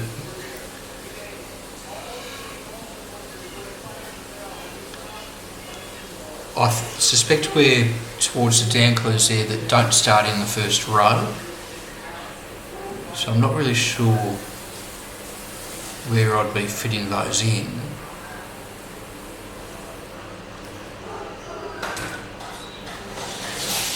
So what we could do, we could just fit it in here for the time being.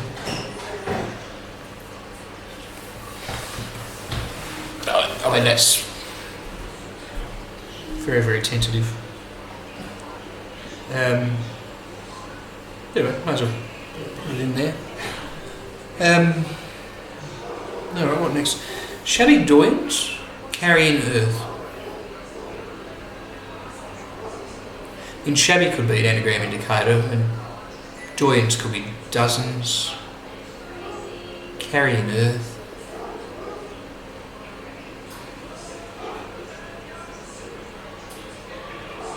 And it's all carrying earth's almost like a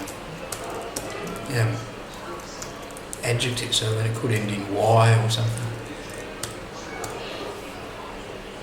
Carrying earth.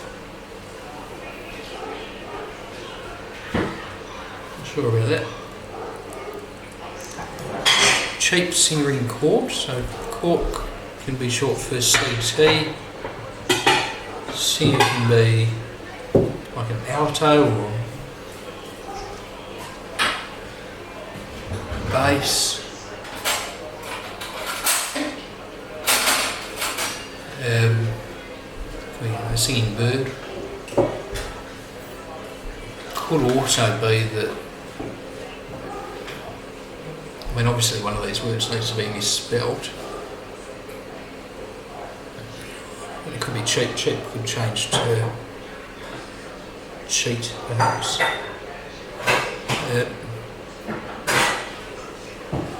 sure what jumps out there, but there's all the, what 4-letter words do we have for singer? I mean,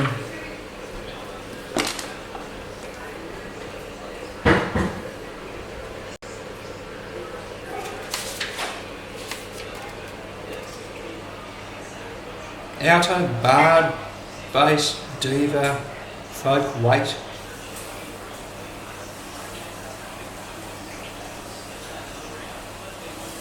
Cole.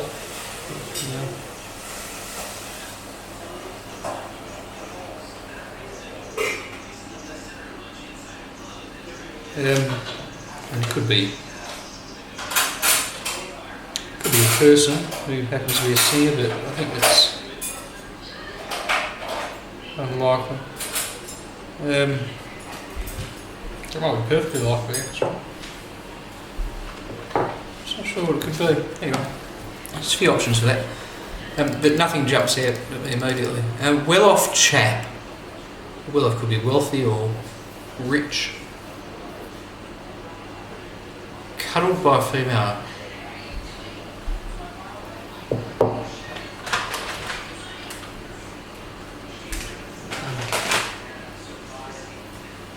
It's only 6 letters long. Bred furiously to protect one's own.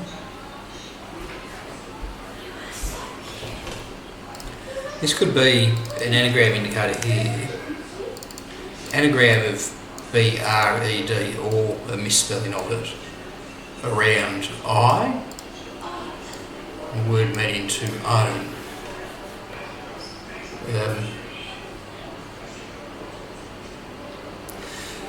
I mean, one anagram is bride, but I don't think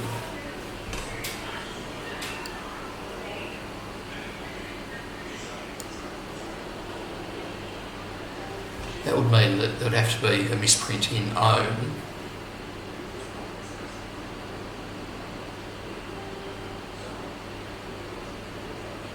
I don't think, I can't think of a misprint that could make would own mean something like bride. I can't think of any other 5-letter words that mean own off the top of my head, which would be an anagram of bred with a misprint and I for one. Actually, let me just look up the definition of bride. It might have some meanings in a sense that I'm not thinking of. Born about to be married. Okay.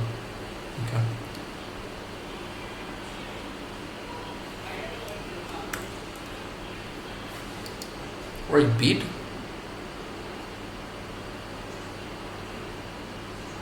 No. Not sure about that. Spin your rufescent fruit in passage. What on earth is rufescent?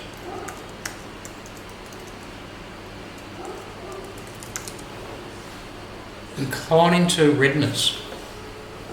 Spin your red fruit, rufescent fruit, in passage. Well, the only reason you use the word rufescent is because you're up to no good. Rufescent fruit in passage. Huh.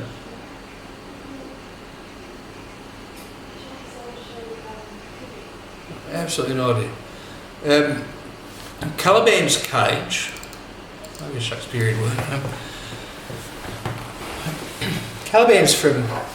Where's Caliban from? Is that Winter's Tale? No.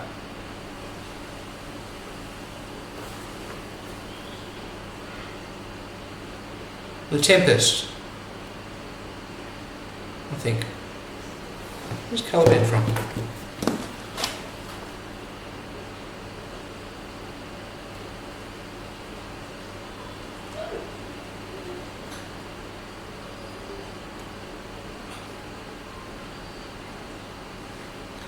Caliban does not appear in my Macquarie Dictionary of People and Places, but I'm going to look at it. Caliban is central character in The Tempest. Correct about that. We're about the storm. So, a word which appears in The Tempest, which means cage, perhaps, became mouldy, trove, talked of. Well, became mouldy, trove, talked of. I wonder if trove is an extra word there. So it became mouldy, talked of, and it's a homophone clue. Or it could be that it became mouldy is the extra word, but we're still dealing with a homophone clue. I suspect that's what's going on. So it became mouldy, what would have rot, mildew, what's the meaning of trove? Some form of treasure trove.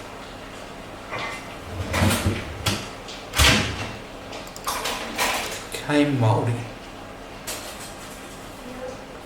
Anyway, come back to that.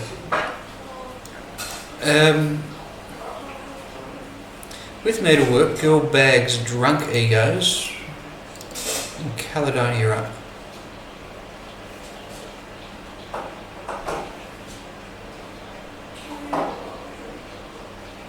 With needlework. And this has to be a word that has some extra letters, I think. Some extra word. A clue that has some extra words. With needlework, girl bags drunk egos in Caledonia up.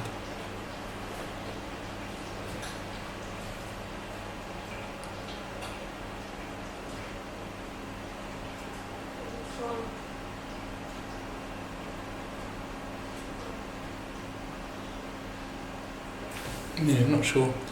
Figure shaped by a revolution stopped on it. Figure shaped by a revolution. It's like a circle or an O or an oval. O. Stopped on it.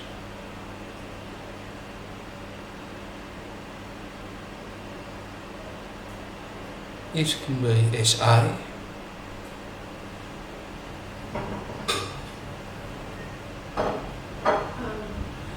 What's a halo? Stopped on it. So the figure shaped by the revolution is the halo, which also includes O. So a word that ends in O. Stopped.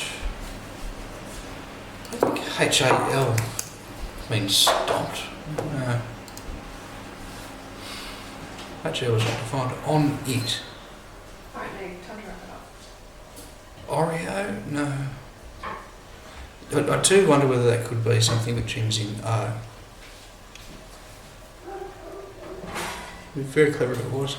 Late Byzantine chance of apple. This is an anagram indicator. This is a misspelling of channel.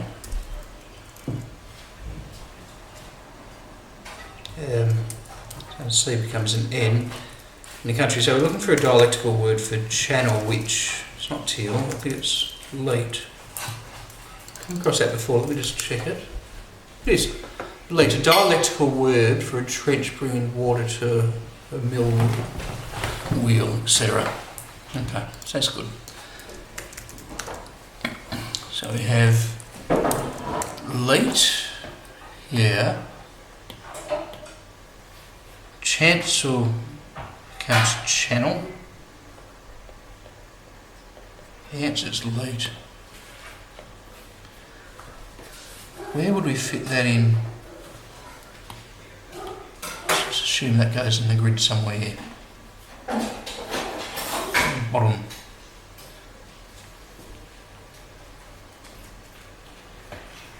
Alright. Canary bones thrown up. Bertie perhaps is one.